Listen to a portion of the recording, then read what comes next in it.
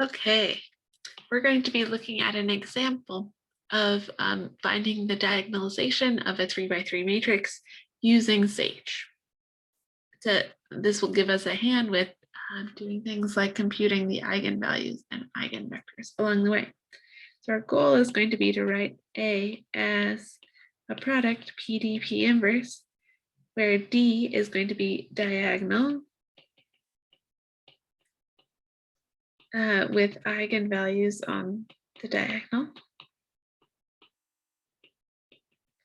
And P is going to be invertible, and its columns are the eigenvectors of A.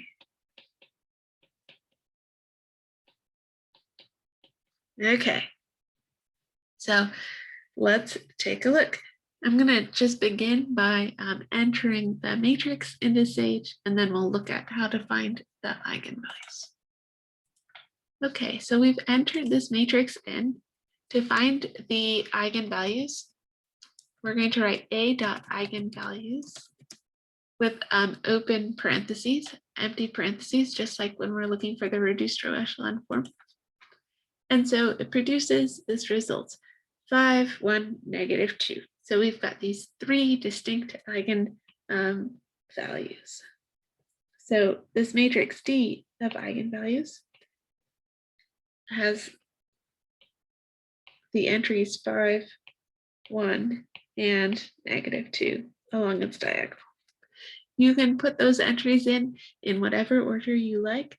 We're just going to be careful to match up the eigenvalue in row 1, column 1 with the eigenvector in column 1 when we're building this matrix P. Okay, cool. So just so that we have it at hand, let's enter in the matrix, this diagonal matrix, just so that we have it later on. Okay, and let's take a look at finding the eigenvectors. So the command for this is going to be a.write _ eigenvalues, eigenvectors rather. And these guys get called right eigenvectors because we're multiplying A on the right side by this vector V. And we can see this list of values is produced. So here we have the eigenvalue, its associated eigenvector, and then the multiplicity or number of the degree of lambda of this root in the characteristic polynomial. So each of these is going to have multiplicity 1. So eigenvalue 5 is going to have this eigenvector 1, 5/3, 2.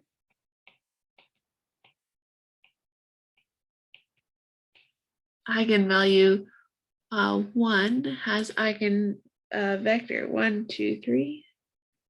And eigenvector -2 has, or eigenvalue -2 has eigenvector 1, 2, and 5/2.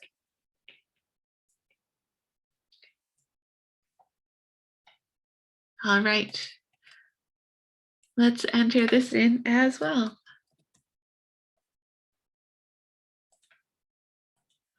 We have one last piece of information that we're interested in, which is going to be what is the inverse of P.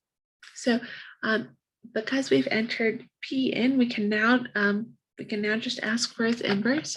I'm going to define B to be P dot inverse with open parentheses. And so this will produce our inverse. Let's see what B is equal to. Okay. So P inverse